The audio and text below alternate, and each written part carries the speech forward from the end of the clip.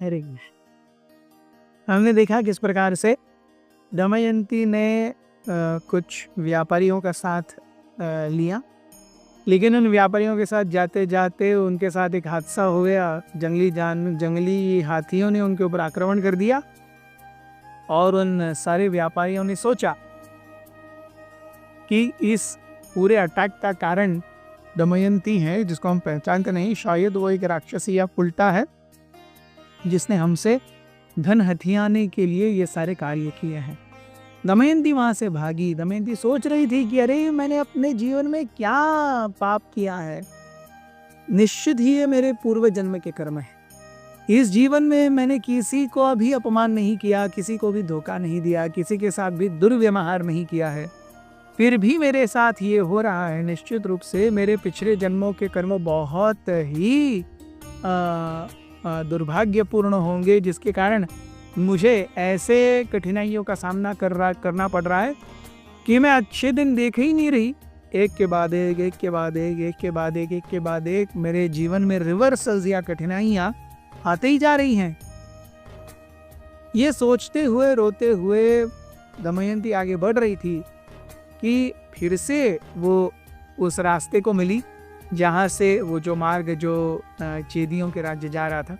कुछ ब्राह्मण मिले। उन ब्राह्मणों के साथ में दमयंती फिर से चेदी राज्य की तरफ बोली। चेदी राज्य पहुंचने पर उन्होंने ब्राह्मणों को अपना परिचय दिया और ब्राह्मणों ने उनको क्या कहा कि आप चेदी राज्य तक हमारे साथ आ सकते हैं। चेदी के राजा सुबाहु के यहाँ पहुंच करके दमयंती ने उन ब्राह्मणों से विदा ली। अपनी उसी अवस्था में एक भिखारी के तरह दिखते हुए, अपने शरीर को एक आधी साड़ी से कवर करते हुए वो चेदी राज्य में घूमने लगी। और उसकी इस अवस्था को देख करके छोटे बच्चे बहुत कौतूहलवश उस भिखारी की तरह दिखने वाली दमयंती के पीछे पीछे भागने लगे। हम देखते हैं ऐसा ही प्रसंग आता है भागवतम में, जब सुखदेव गोस्वामी परीक्षित महाराज को उपदेश देने के लिए गंगा किनारे शुक्ता में पहुंचते हैं। सुखदेव गोस्वामी 16 वर्ष के हैं, दिगंबर हैं और भगवत चेतना में चलते जा रहे हैं पूरी तरह से निर्वस्त्र। और वहाँ जंगलों से और छोटे छोटे कस्बों और ग्रामों से वहाँ की स्त्रियाँ और बच्चे उनको एक मूर्ख मनुष्य या पागल मनुष्य सोच करके उनके पीछे दिखते जा रहे हैं, क्या हो रहा है, क्या हो रहा है। It is only when all the great sages assembled at Naimisharanya welcomed Shukdev Goswami complete awe and reverence that these small urchins या छोटे बच्चों ने और छोटी बच्चियों ने और स्त्रियों ने सुखदेव गोस्वामी का पीछा करना छोड़ दिया। ऐसी अवस्था दमयंती की थी।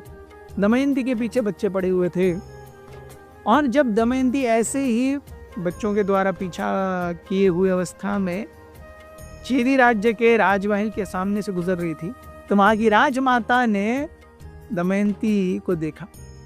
दमयंती के पीछे बहुत सारे नौजवान और छोटे बच्चे भाग रहे थे। दमयंती उनसे अपने आप को बचा करके एकदम पीड़ित अवस्था में, उसकी आंखों में एक डर, एक सहमी हुई अवस्था दिख रही थी। लेकिन इसमें भी राजमाता को एक क्षत्रिय तेज दिखाई दिया। उन्होंने अपनी सबसे सीनियर दासी को कहा कि आप नीचे जाइए और स्त्री को ऊपर लेके आइए। ये दिख तो रही है ऐसी जैसी एक बहुत ही गंदी भिखारन हो, लेकिन उसके शरीर से एक तेज आ रहा है। वो निश्चित रूप से एक साधारण स्त्री या साधारण युवती नहीं है। आप उन्हें लेके आइए, हम उनसे बात करना चाहते हैं।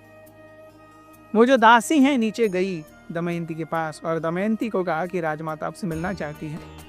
Damayanti thinking that what could be a better option in this condition, वो गई ऊपर। राजमाता ने उनसे प्रश्न किए, आप यहाँ कैसी आई हैं, क्या हो गया? दमयंती ने कहा कि मैं विदर्भराज भीम की बेटी हूँ और निषाद राज नल की पत्नी हूँ। हमारा जीवन बहुत अच्छा चला, लेकिन किसी कारणवश मेरे पति जुए में सब कुछ हार गए, वो मुझे भी हार गए और अपने इस अवस्था को सहन न करते हुए उन्होंने मुझे जंगल में छोड़ दिया। जंगल में कई दिनों तक घूमते घामते मैं यहाँ पर आई हूँ। जब राजमाता ने ये सुना, राजमाता को दया आई। उन्होंने कहा कि आप यहाँ पर रह सकते हैं, आप इसे जब तक आपके पति नहीं मिल जाते अपना घर समझ सकते हैं। मैं अपने सबसे अच्छे गुप्तचरों को और सैनिकों को नल को ढूंढने के लिए भेजूंगी। निश्चित रूप से बहुत जल्दी ही नल का पता चल जाएगा, आप यहीं पर रुकिए। Damayanti, the kind of lady she was, she said, मैं यहाँ पर रुकूंगी, लेकिन मेरी कुछ शर्तें हैं।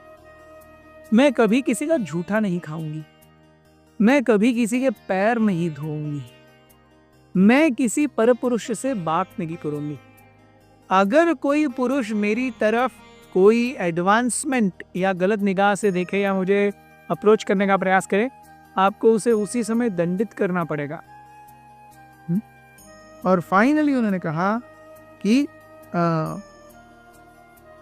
अगर आप जिन भी व्यक्तियों को भेजना चाहते हैं मेरे पति नल को खोजने के लिए, मैं स्वयं उनसे बात करूंगी कि नल कैसे दिखते हैं और आपको कहाँ मिल सकते हैं। इन 5 शर्तों को अगर आप अग्री करती हैं तो मैं यहाँ रहूंगी। राजमाता, चेदी राज्य की राजमाता ने कहा, सुबाहु की माँ ने कहा कि निश्चित रूप से आप जिस प्रकार से विचार कर रही हैं, ये विचार और ये वाक्य यही कहते हैं कि आप साधारण स्त्री नहीं हैं। आप यहीं पर रहिए, इसे अपना घर समझिए और अपने जीवन को, अपने आप को, अपने शरीर को थोड़ा सा शांति दीजिए, थोड़ा रेस्ट दीजिए। इसी बीच में उन्होंने अपनी बेटी सुगंधा को बुलाया और सुगंधा को कहने लगी कि अब दमयंती आप ही के साथ रहेंगी, प्लीज आप उन्हें अपनी सैरंध्री अर्थात हेयर ड्रेसर, वही कार्य जो द्रौपदी ने किया था उत्तर कुमार की बेटी उत्तरा के लिए 1 वर्ष के अज्ञातवास में, सो ये आप कृपया दमयंती को अपनी हेयर ड्रेसर या सैरंध्री के रूप में रखिए। और ये आप दोनों लगभग एक ही एज के हैं, आप दोनों अच्छे फ्रेंड्स बन ही जाएंगे। सुगंधा को ये प्रस्ताव बहुत अच्छा लगा। तुरंत ही सुगंधा ने दमयंती को गले लगा लिया और अपने परिचारिकाओं को कहा कि सर्वेंट्स को कहा कि आप जा करके इन्हें अच्छे से नहलाइए धुलाइए, get her into proper shape and demeanour and bring her, feed her well and then we will stay together.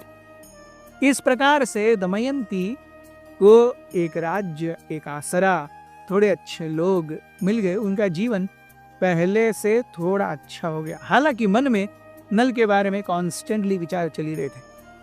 इसी बीच में नल के साथ क्या हुआ ये हम देखेंगे कल। बने रहिए हमारे साथ। अथ श्री महाभारत कथा,